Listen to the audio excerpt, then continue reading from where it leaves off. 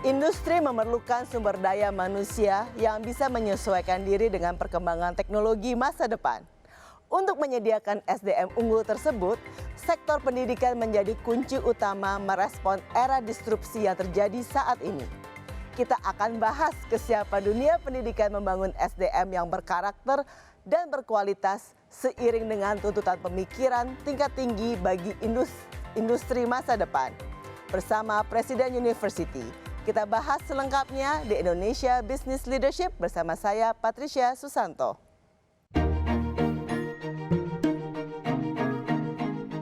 Presiden University telah tercatat sebagai salah satu universitas internasional swasta terbaik di Indonesia dengan akreditasi A yang dikeluarkan oleh Badan Akreditasi Nasional Perguruan Tinggi atau BANPT.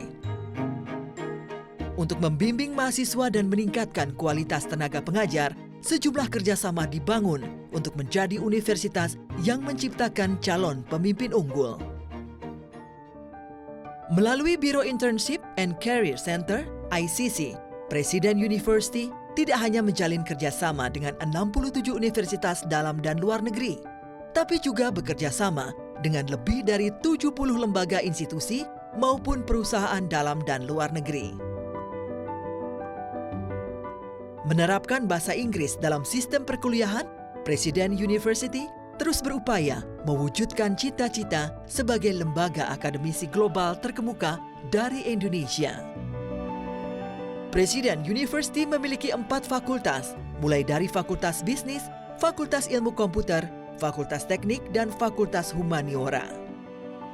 Menyandang status sebagai Sekolah Tinggi Teknik Cikarang pada tahun 2001 dan resmi menyandang status Presiden University di tahun 2004, Presiden University menunjukkan kemajuan pesat, terlihat dari jumlah mahasiswanya yang terus meningkat. Jika pada tahun 2001 jumlah mahasiswa tercatat 1.000 orang, maka pada tahun 2019 naik menjadi 7.500 orang, di mana 20% diantaranya adalah mahasiswa internasional. Terletak di kawasan industri terbesar di Asia Tenggara, yaitu kawasan industri Jababeka, Bekasi, Jawa Barat, tempat sejumlah perusahaan besar menjalankan bisnis, Presiden University menjalin kerjasama dengan perusahaan-perusahaan yang ada di kawasan Jababeka dan sekitarnya, termasuk yang ada di Jakarta. Kerjasama tersebut membuka kesempatan magang bagi para mahasiswanya, sekaligus membuka peluang lebar bagi para alumni untuk bekerja di perusahaan-perusahaan kawasan Jababeka. Komitmen Presiden University adalah membangun sumber daya manusia berkarakter dan siap menjadi pemimpin masa depan. Sesuai filosofinya sebagai institusi pendidikan, where tomorrow's leaders come together.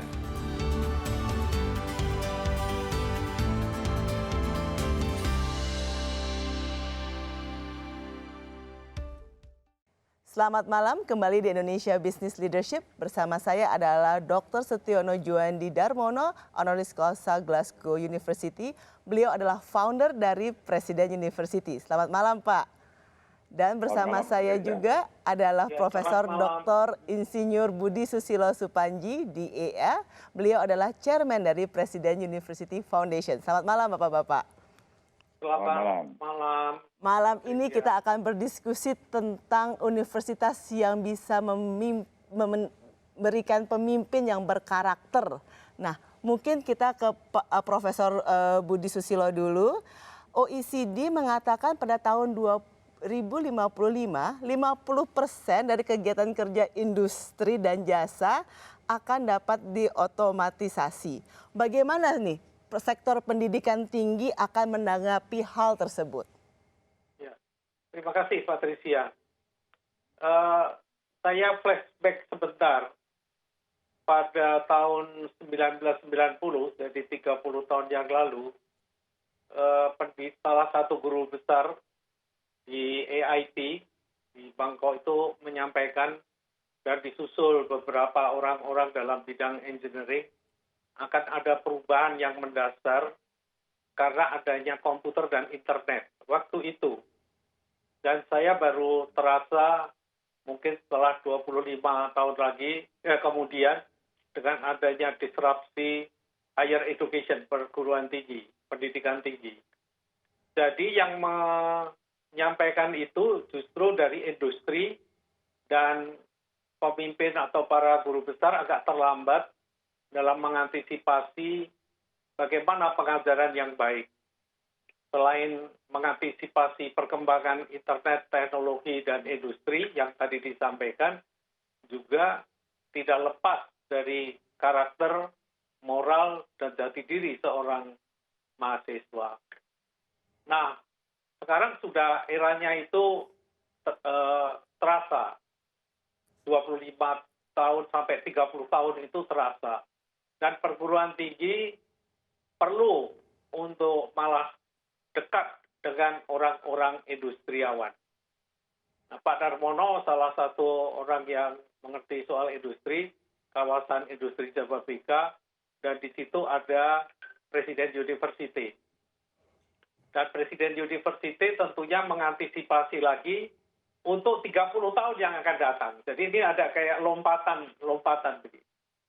Sehingga kalau tadi asumsinya mengatakan negara-negara maju bahwa industri nanti 50% itu tahun 2050 penggunaan orang itu hanya 50%, semuanya nanti intelligent artificial, maka perguruan tinggi juga harus mengantisipasi kejadian itu. Jadi selain berbasis internet, karakter tetap, ilmu pengetahuan tetap, tapi ilmu pengetahuan bisa dikejar melalui beberapa sektor. Perguruan tinggi, teaching and learning prosesnya juga harus mengalami perubahan. Nah, Presiden University juga mengantisipasi itu. Salah satunya adalah teaching learning yang konvensional, ada perubahan modifikasi secara bertahap dan mengundang industri, dan Pak Darmono selalu memberikan suatu masukan, apalagi beliau basicnya adalah seorang industriawan. Kami mengundang beberapa industri, tapi teaching learning-nya, cara memprosesnya tetap menggunakan metode-metode yang bisa dikuasai oleh mahasiswa yang saat ini dikenal hal yang bagus, yaitu dengan focus group discussion. Jadi kira-kira demikian. Oke, terima kasih Prof. Budi. Nah, Pak Darmono, sebagai industriawan, dan kita bisa sering melihat bahwa kadang-kadang kepemimpinan atau akademisi sih yang lebih penting di realitas kalau kita masuk ke industri, Pak. Dua-dua penting. Kan begini, kalau pertama orang lamar kerjaan itu kan lewat HRD kita ya, bagian personalia. Nah, personalia menilai calon karyawan itu dasarnya harus akademis, yaitu indeks prestasi berapa dari universitas mana, selalu itu menjadi patokan pertama. Tapi buat pemakai end users di dalam perusahaan, itu yang diutamakan adalah skill. Nah, kalau skill ini kan berdasarkan pengalaman kerja. Kalau dari akademis, itu kan lebih ke pelajaran teori atau knowledge. Jadi gunanya akademis result atau hasil dari akademisi itu adalah seperti paspor untuk bisa masuk ke dalam perusahaan. Jadi kalau universitasnya bagus, indeks prestasinya bagus, dia kalau ngantri itu ada di paling depan. Tapi sesudah masuk, itu bukan jaminan indeks prestasi tinggi, universitas bagus, pasti dia itu bisa kerja, pasti bisa segera dimanfaatkan. Jadi dua-duanya penting, Mas. Makanya di presidensi kan ditekankan untuk ada praktek kerja. Oke. Sebelum lulus itu sebanyak mungkin pengalaman kerja. Nah, Jadi memenuhi kebutuhan dari akademis dan kebutuhan dari perusahaan. Pak, moto dari Presiden University adalah where tomorrow's leader come together. Nah, ini bagaimana para akademisi bisa mengajarkan menjadi pemimpin, Pak? Sedangkan pemimpin kan lebih ke real actions. Bagaimana para akademisi ini bisa mengajarkan mahasiswa menjadi pemimpin-pemimpin masa depan? Ya, ini memang menjadi pemikiran kita masalah leadership ini, bagaimana trainingnya. Jadi sebetulnya training yang paling baik itu adalah military training. Karena kalau di dalam militer itu kan misalnya baris berbaris saja ya, itu sudah dibagi. Satu peleton itu isinya 25 orang, 24 berbaris, komandan peleton 1, jadi jumlahnya ganjil. Kemudian ada komandan kompi yang membawahi beberapa peleton. Nah, di bawah kompi itu ada komandan batalion. Jadi pendidikan kepemimpinan itu mulai dari kecil dulu, dari 1 peleton, kemudian 1 kompi dan 1 batalion. Oke. Nah, berarti si kepala komandan peleton itu ya harus pandai membuat 24 anak buahnya itu menurut. Ya, itu dia harus belajar mengenai gimana memotivasi dan juga menghukum. Nah, ini diajarkan di presidensi juga dengan latihan-latihan militer. Misalnya di kita ini Pak Budi Supanji sendiri, beliau adalah Gubernur Lemhanas, yang juga banyak teman-teman dari militer yang selalu bisa diajak kerjasama. Jadi menerapkan military services di dalam pendidikan ini ya Pak ya? Ya, diberi konten lah, seperti misalnya 3 minggu per tahun, saya kira sudah cukup gitu. Jadi kalau selama kuliah 3-4 tahun itu mengalami pendidikan selama misalnya 12 minggu atau 3 bulan total, itu sudah cukup sekali untuk mengajarkan mengenai leadership. Memang leadership sendiri itu ada talentanya. Ada yang memang dari kecil sudah kelihatan leadership-nya. Tapi bukan berarti tidak bisa di-training. Yang punya talenta tentu akan leadership-nya lebih bagus dari yang nggak punya talenta. Tapi dengan pelajaran tadi militer tadi, maka diajar baris berbaris, diajar memimpin, mengomando, memotivasi, menghukum, itu dengan sendirinya tumbuhlah leadership-nya. Oke, dan itu sangat efektif di pendidikan tinggi, Prof. Budi. Ya, jadi itu sangat penting sekali leadership. Walaupun tadi Pak Darmono menyampaikan di suatu pendidikan yang disisipkan seolah-olah saya militer, seperti. Namun ada karakter di pendidikan Presiden University itu karena multi etnis, multinasional, multi faith, multi keyakinan ya. Kemudian mereka dididik di tahun pertama itu di dormitory. Nah, mau tidak mau, seorang yang dari Pontianak ketemu dari bangsa misalnya dari Korea, dan di situ ada Korea Utara, Korea Selatan, ada orang dari Pakistan, bahkan Afghanistan.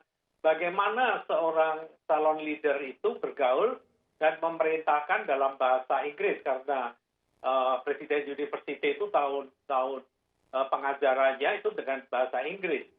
Jadi kemampuan leadership itu diawali pada tahun pertama dengan pergaulan yang multinasional tadi dan multi-mix ya. Faith ya, keyakinan. Jangan sampai mengeluarkan kata-kata yang menyakitkan dan sebagainya, karena itu di asrama. Nah, selain itu mereka juga dilatih untuk tadi ketepatan waktu, namun tidak dalam skala akademik saja.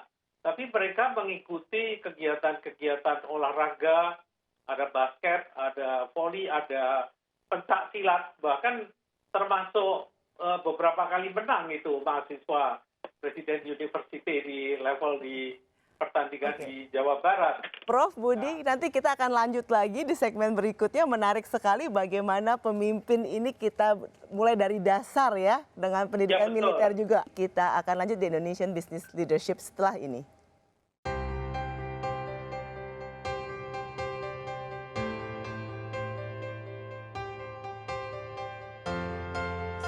I chose to study in Presiden University because Presiden University is an international university with a friendly environment that can help me with my career.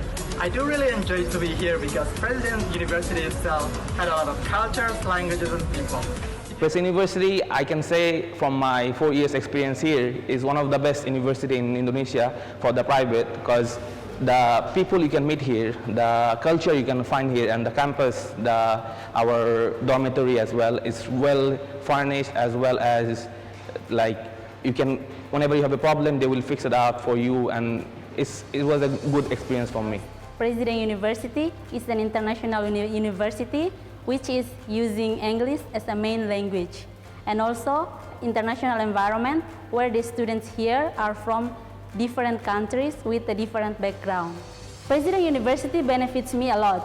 It encouraged me to become an independent woman. I'm very grateful for everything that I got in President University.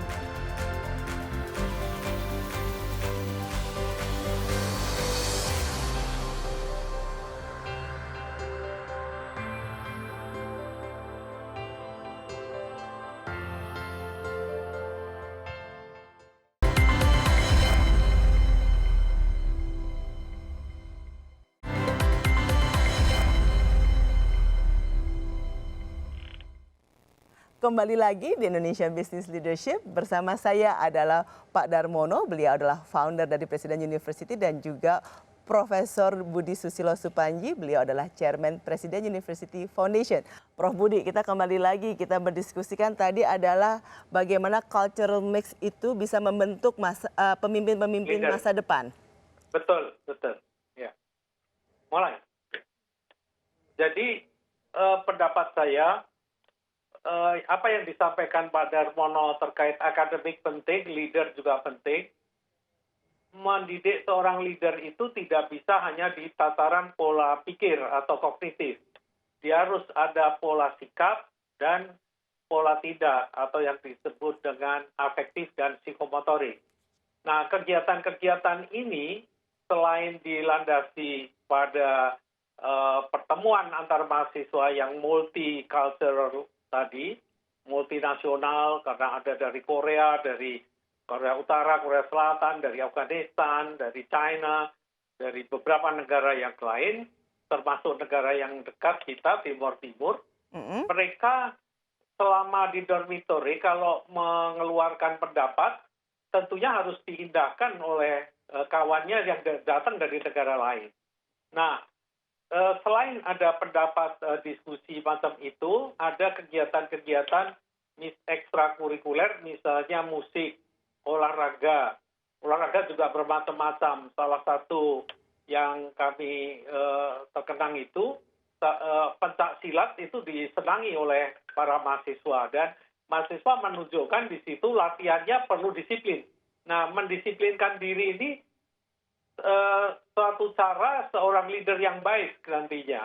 Dia bagaimana mendisiplinkan orang lain kalau dia sendiri tidak disiplin. Nah, melalui kegiatan olahraga itu. Okay. Nah, terus ada lagi, misalnya yang tadi saya cerita, kalau ada bencana alam, itu di lingkungan pendidikan ini dibentuk paling tidak ada satu peleton, 30 orang, yang setiap tahun bergilir. Oke. Jadi dia siap, misalnya ada kejadian Tanjung Lesung waktu itu, ada tanah longsor yang ada di Gunung Anak Krakatau, ada di Palu. Mereka sudah terbiasa, mahasiswa satu sama lain, sekitar 30 yang bergilir itu, volunteer untuk membantu kejadian-kejadian. Misalnya COVID ini, juga ada beberapa alumni yang secara volunteer, yang dulu kami tidak pernah menyentuh, sekarang secara volunteer mereka membantu kegiatan-kegiatan bagaimana menolong. Nah, ini suatu ciri khas dari leader, atau where tomorrow leader come together. Jadi aplikasinya real ya, Prof ya? Aplikasinya real, bukan di kelas ya, bukan di classroom.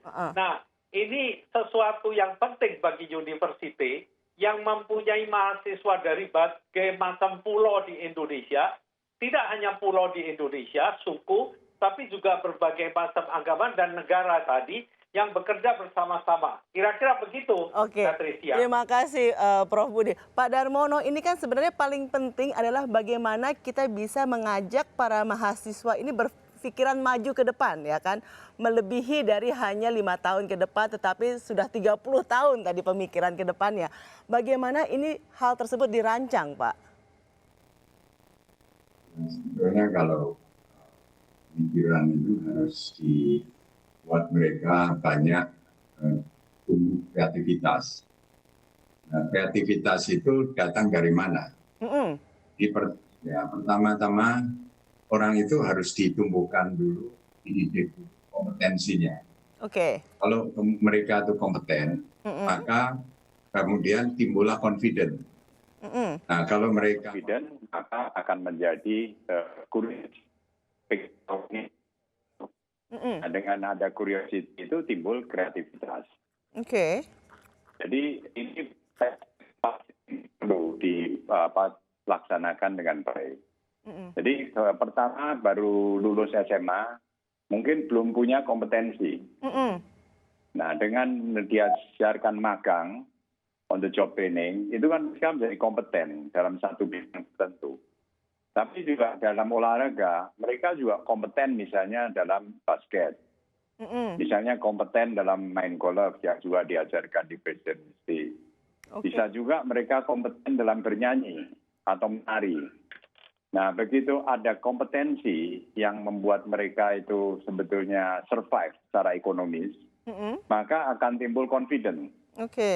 Nah, dari confident, dia akan menjadi kurios, ingin belajar lagi yang lain, ingin belajar yang lain, kan? Tidak hanya satu kompetensi. Nah, pasti akan timbul kreativitas. Jadi kreativitas itu dibutuhkan karena datangnya inovasi kan mulai dari kreativitas. Dan juga pandai melihat opportunity dari curiosity tadi. Nah, itulah step-step yang harus tidak hanya teori tapi Jadi di praktek kerja pun harus diterapkan hal tersebut ya Pak ya. Nah tadi kalau dibilang survival itu bagaimana nih Pak untuk economic survival itu sendiri? Ini kan tujuan kita ke universitas adalah untuk bisa survive ya dan bisa lebih. Nah ini yang sering kita lupa bahwa orang tua itu mengirim anak-anaknya ke universitas. Tujuan utamanya tentu adalah anak itu bisa mandiri, bisa mengurangi beban orang tua, dan orang tua tenanglah kalau anaknya udah lulus itu nggak ngerecokin orang tua lagi. Jadi untuk itu maka tugas dari universitas itu meyakinkan bahwa anak ini bisa mandiri. Dan untuk bisa mandiri itu harus dibekali pertama mempunyai karakter yang baik. Nah, kalau dia punya karakter yang baik, maka dia akan mudah bergaul dengan orang, pandai berkomunikasi, ya. Dan dengan demikian, maka kalau dididik juga untuk dia itu mulai pandai untuk mencari suap nasi, meskipun baru kuliah ya, itu sudah harusnya dia sudah bisa mandiri. Nah, sering-sering anak-anak yang pandai gini, itu baru tingkat 2, tingkat 3 udah kirim surat ke orang tuanya, sekarang telepon kali ya. Nggak usah dikirim uang lagi lah, saya udah bisa cari uang sendiri. Wah, coba, luar biasa. betapa bangganya ini orang tua kan. Jadi... Karena siapa tahu nanti orang tua nggak sanggup membiayai lagi di tengah jalan. Anak ini sudah survive. Nah, itu sebetulnya juga tugas universitas untuk memastikan anak-anak ini bisa survive economically. Meskipun baru tingkat 1 sudah harus diajar economic survival. Baik, nanti kita akan kembali lagi bersama Pak Darmono dan Prof. Budi untuk kita diskusi lebih jauh lagi tentang economic survival dan juga bagaimana Presiden University membentuk karakter SDM masa depan.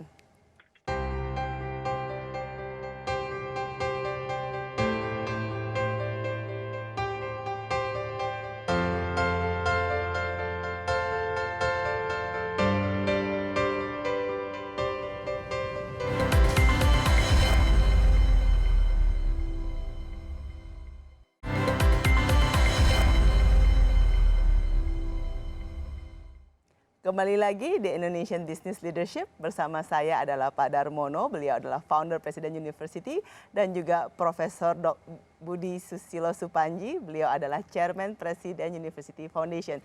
Pak Darmono, tadi kita bicara tentang economic survival, bahwa yang baru tingkat 1 sudah bilang tidak perlu dikirimin uang lagi karena sudah bisa mandiri gitu ya. Itu kan hasil dari pembangunan karakter. Nah, ini sebenarnya bagaimana kita bisa mempunyai practical knowledge dibandingkan dengan teori? Ya, sebetulnya practical knowledge itu kan ada istilah practice makes perfect. Jadi kalau kita sering praktek, ya kita jadi skillful, kita jadi kompeten. Nah, kalau misalnya hobinya apa? Nyanyi. Ya itu dilatih sampai sambil kuliah itu sudah bisa menjual pelayanannya menyanyi ini kan. Oke. Nah, jadi kesenangan apa itu jangan didiamkan. Hobi apa, passionnya di mana itu harus di-nurture. Sebab di environment seperti Presiden University lah itu di mana anak-anak ini bisa berpraktek. Di sini ada ribuan pabrik, belum lagi ada 10 rumah sakit, ada banyak itu hotel, ada shopping mall. Semua ini adalah tempat-tempat yang mereka tuh bisa buat magang. Misalnya masuk mall, terus kemudian sama teman-temannya di situ bikin band, minta izin, lantas kemudian nyanyi di situ. Taruh tempat ke kotak supaya orang kasih uang, itu udah sesuatu kan. Ya. Katanya kalau tidak salah Presiden University juga terbesar di dunia ya Pak ya, karena tempat magangnya paling banyak ya Pak ya. Betul. Ada berapa? 5.000 hektar untuk magang. Ya, itu ada ceritanya itu. Nah, kalau Prof. Budi, boleh kita tadi katakan, sebenarnya tujuan dari universitas katanya adalah untuk mengajarkan wisdom and character gitu ya. Dan itu sepertinya diterapkan di Presiden University. Ya, di Presiden University ini memang akademiknya juga dan disiplinnya nggak keras ya. Jadi kalau orang melakukan suatu tindakan yang melanggar kesusilaan atau melanggar itu hal-hal yang tidak di luar kepatutan, dia bisa kena skorsing. Jadi jangan dilihat hanya akademis saja begitu. Dan pengajarnya tadi Pak Darmono mengatakan soal kompeten tadi, jangan sampai orang melihat kompeten yang ngajar ini hanya para akademisi saja. Mulai sekarang juga ada mix antara akademisi dan praktisi. Bahkan banyak praktisi itu yang menyampaikan contoh-contoh, ya, terutama di hukum itu memberikan contoh-contoh bagaimana kelakuan kalau Anda sebagai seorang pakar tapi tidak mempunyai karakter yang baik. Ya, sehingga adalah caranya begini yang dilakukan. Nah, itu didapat dari para praktisi justru yang mengalami beberapa kali tindakan-tindakan yang di luar kepatutan. Nah, itu yang para mahasiswa belajar juga di situ. Jadi para praktisi, tidak sekedar akademik. Nah, kemudian hal-hal semacam itu diwadahi di dalam kurikulum. Artinya kurikulum tidak hanya diteteskan oleh seorang akademisi.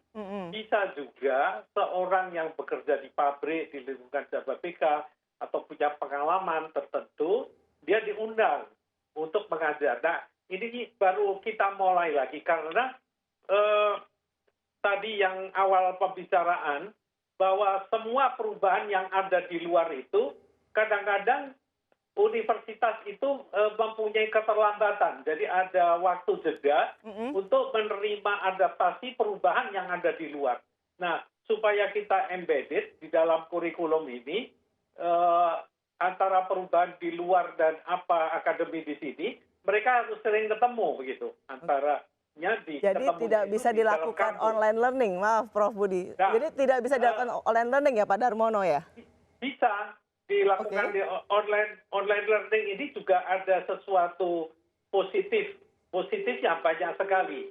Bahwa sekarang beberapa kuliah di Presiden University ada 50% yang tatap muka dan yang dengan online. Malah kami merencanakan untuk full PJJ, tapi masih dalam perencanaan ini. Mudah-mudahan tahun 2020 atau 2021 ini sudah go. Awal 2020 sudah kita launching untuk full PJJ. Tapi tadi kalau pembangunan karakter, bagaimana dilakukan dengan online, Pak Darmono? Apakah itu bisa menjawab kebutuhan dari industri? Nah, ini satu pertanyaan yang menarik. Jadi kalau menurut saya, offline itu tetap merupakan kebutuhan yang utama. Sebab kalau kita online, anak-anak, terutama anak-anak SMA ke bawah ya, itu bisa menjadi sangat asosial. Karena semua di rumah sendiri.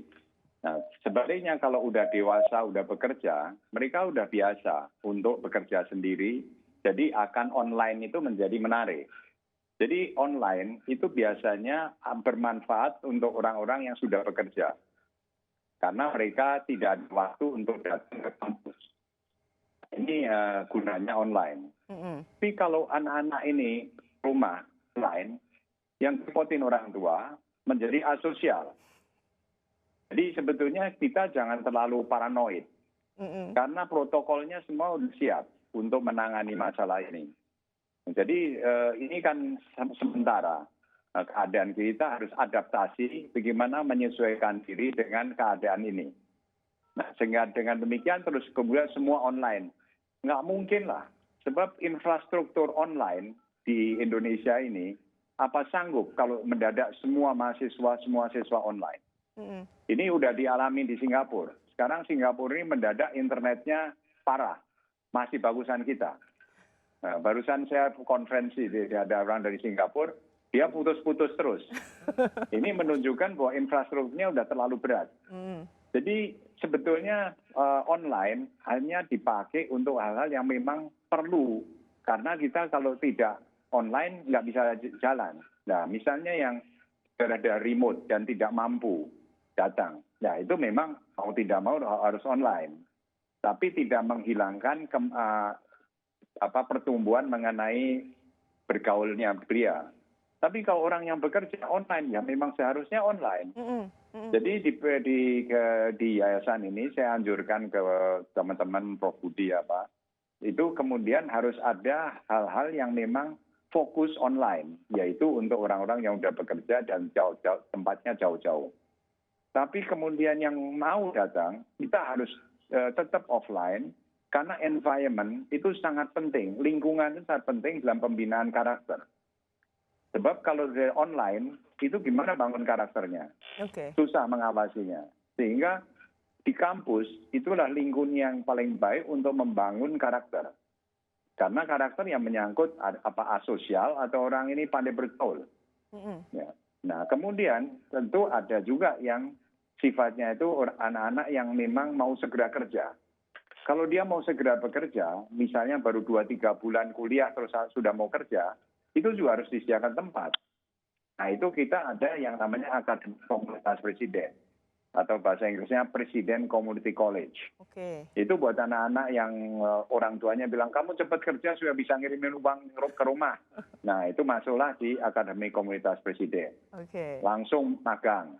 Tapi kalau yang di anak-anak yang mampu dan memang orang tuanya ingin anak-anak ini menjadi leaders yang secara akademis bagus, secara praktek juga bagus, ya mesti dikirim ke presidensi yang offline, yang ada di kampus, yang disediakan asrama, semua fasilitas olahraga, magang, dan lain-lain. Jadi ada 3 pilihan lah, tergantung anaknya, tergantung orang tuanya. Maunya yang mana? Jadi ada 3 pilihan, di mana itu offline, online, atau yang mau cepat kerja gitu ya Pak ya? Betul. Dan betul, itu sebenarnya fasilitas-fasilitas itu seberapa mendukungnya sih Pak untuk menjadi pemimpin masa depan Pak? Perlu tidak sih kita mempunyai fasilitas yang wah untuk mempunyai pemimpin masa depan? Sebetulnya pemimpin masa depan itu ditentukan sama rezekinya ya. Jadi mesti itu garis tangan gitu kan. Nah, cuman orang kan tetap harus berupaya. Jadi antara keputusan yang maha kuasa dan upaya manusia itu harus jalan beriring, ya kan. Kalau kita didesain oleh Yang Maha Kuasa untuk jadi pemimpin, tapi tidak mempersiapkan diri, ya juga akan tidak tercapai. Nah, demikian juga kalau kemudian anak-anak ini tidak pernah percaya kepada kekuasaan alam, adanya Maha Kuasa yang memutuskan nasib kita, maka dia juga bisa nabrak tembok ini, berjuang ke tempat yang salah. Gitu. Okay. Jadi ini pelajaran ini harus berjalan seimbang antara spiritual dan rasional. Jangan kita ini hanya mengajarkan pola pikir. Karena kalau olah pikir toh, akhirnya dia menjadi ahli pikir, tapi perasaannya tidak sensitif. Tapi kalau saat yang sama pembangunan karakter itu disertakan dengan pembangunan spiritual, maka anak-anak kita ini lengkap ilmunya. Dia bisa menghadapi suasana COVID-19 apa ini dengan tenang karena dia percaya akan kekuasaan yang maha kuasa, maha kasih dan penyayang.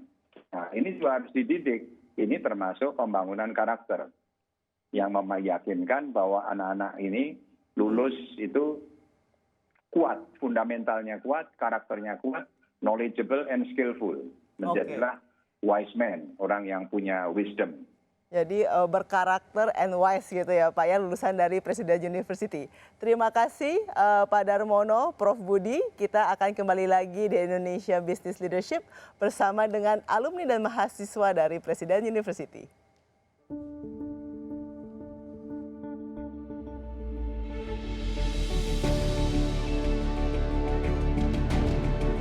I was majoring in Public Relations Communications batch 2016. I learned a lot about professional stuff in public relations such as academic writing, writing news, doing a proper public speaking, and many more. I chose President University because they have international standards and good academic program. It's the right place for you to plant your seeds, and by the time you graduate, you'll not only have extensive knowledge but also skills that are qualified for your career in the future. After I graduated, I focused on my own business, which runs in clothing vendor, and I'm very thankful that PresUnif has given the university program that could develop my skills and adding more knowledge in this business and entrepreneurship area.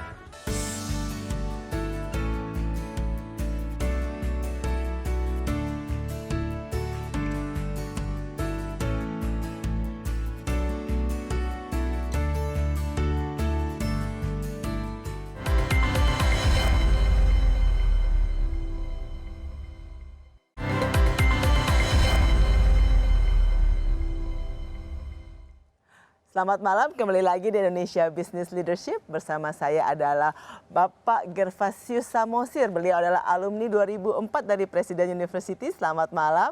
Dan juga Cynthia Johan, mahasiswa Presiden University. Pertama kita ke Mas Gerva dulu ya. Selamat malam Mas Gerva. Selamat malam Mbak Patricia. Nah Mas Gerva, boleh diceritakan pengalaman Anda waktu di Presiden University, bagaimana bisa membantu Anda untuk lebih mandiri di kehidupan sekarang ini? Oke, terima kasih Mbak Patricia. Mungkin saya cerita sedikit mengenai awal saya join ke Presiden University. Saya dulu bersekolah di SMA Tarunan Nusantara, sebuah SMA boarding school yang ada di Magelang.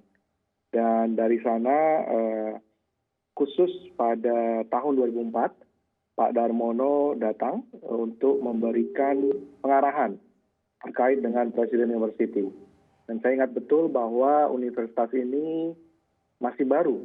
Artinya kalau saya join di 2004 waktu itu kita merupakan angkatan ketiga. Oke.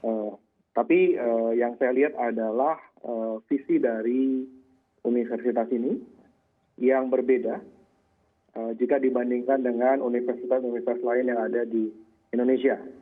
Dan kebetulan pada saat itu Presiden University dari yayasan mereka menyediakan beasiswa yang menurut saya cukup generous, artinya full scholarship, di mana ini cover mulai dari academic tuition fee dan juga untuk biaya hidup. Dan boarding school. Oke. Jadi biaya tempat tinggal dan semuanya gratis, termasuk buku-buku dan semuanya. Dan di sana saya melihat juga bahwa pada tahun 2004 saya merasa bahwa Presiden University will be the only Indonesian university that using English as a daily conversation. Jadi bahasa Inggris waktu itu saya ingat banget bahwa di kampus saya, di sekolah saya di SMA, saya belum terlalu jago bahasa Inggris dan saya melihat bahwa ini menjadi salah satu penentu untuk era globalisasi. Nah, bagaimana itu membantu Anda untuk lebih mandiri sekarang? Ya, basically pada dasarnya dulu kampus Presiden University masih baru dan kita masuk sebagai mahasiswa nomor 3 dan banyak sekali hal-hal yang ketika masuk ini sesuatu hal yang baru. Kita masuk ke boarding school, kemudian kita mesti belajar dengan metode yang baru, yaitu dengan day-to-day bahasa Inggris. Kemudian kita juga di satu boarding school kita mix waktu itu bersama dengan mahasiswa internasional. Oke. Sekarang kita ke Cynthia. Cynthia, sekarang berapa banyak mahasiswa internasional dan bagaimana Anda berinteraksi satu dengan yang lain? Baik, untuk mahasiswa internasional itu jumlahnya sudah hampir sama dengan jumlah mahasiswa Indonesia yang ada. Lalu untuk interaksinya sendiri justru bahasa Inggris di sini yang paling pegang peran. Soalnya tidak mungkin kita belajar bahasa asing satu persatu dari asal mereka semua. Karena dari mahasiswa internasional yang masuk ke PI itu beragam. Jadi ada dari China, ada dari Afghanistan, ada dari Korea Utara, bahkan ada dari Amerika dan lain sebagainya. Jadi bahasa Inggris ini benar-benar jadi bahasa penyambung komunikasi antara mahasiswa Indonesia dan juga mahasiswa internasional yang masuk ke PU. Oke, dan sebenarnya bahasa Inggris dan bisa berkumpul bersama mereka ini menjadi bekal ya Mas ya untuk sekarang yang sudah bekerja ini ya, sudah biasa berhubungan dengan beberapa orang dari negara-negara yang berbeda. Tentu saja Mbak, mungkin saya coba highlight sedikit, itu adalah momen pertama saya mengenal diversity. Artinya bagaimana kita bisa mencoba untuk memahami background dari masing-masing individu. Jadi kalau saya lihat di waktu saya sendiri, kita mungkin tidak terlalu beragam dengan nasionalisasi jumlah international student tahun sekarang, tapi paling tidak yang kami lihat adalah at least untuk pelajar internasional ASEAN dan China, kita bisa belajar banyak dari mereka, bagaimana culture mereka dalam belajar, bagaimana berinteraksi dengan mereka, dan ini menjadi sebuah modal dalam melihat bahwa keanekaragaman itu bisa memberikan suatu motivasi dalam berkembang. Berkembang ya. Terima kasih sekali Mas Gerva dan Cynthia atas masukannya. Kita akan masuk ke Zen Moment dengan Profesor Dr. Abe Susanto, Chairman of the Jakarta Consulting Group dan Guru Besar UPN Veteran Jakarta. Saudaraku, peribahasa Zen berbunyi, jika Anda ingin sukses dalam 1 tahun, tanamlah padi. Jika Anda ingin sukses dalam 10 tahun, maka tanamlah pohon. Tetapi, bila kita ingin berjaya selama 100 tahun, maka didiklah manusia. Zaman terus berubah. Demikian pula seharusnya pendidikan. Dari bangku sekolah dasar hingga perguruan tinggi. Baik metode, kurikulum, serta kompetensi para pengajarnya. Sehingga lulusannya sesuai dengan kebutuhan masyarakat dan mumpuni untuk dapat berkarya dengan baik. Tetapi haruslah diingat bahwa the great aim of education is not knowledge, but action. Benar, tujuan utama dari pendidikan bukanlah sekedar akuisisi ilmu dan pengetahuan semata, melainkan tindakan nyata berdasarkan pada apa yang telah dipelajari. Selain itu, pendidikan karakter adalah hal yang mutlak. Ingatlah akan pepatah yang berbunyi, "Knowledge will give you power, but character will give you respect." Sehingga ini adalah keunggulan yang tak lekang oleh zaman. Sepanjang sejarah, perguruan tinggi berevolusi memainkan berbagai fungsi. Di era kekinian yang ditandai dengan perubahan cepat di bidang teknologi informasi dan komunikasi, disrupsi, globalisasi, serta pandemi, perguruan tinggi harus mendefinisikan kembali peran dan nilainya bagi masyarakat. Yayasan perguruan tinggi harus memprediksi kemana arah pendidikan masa depan.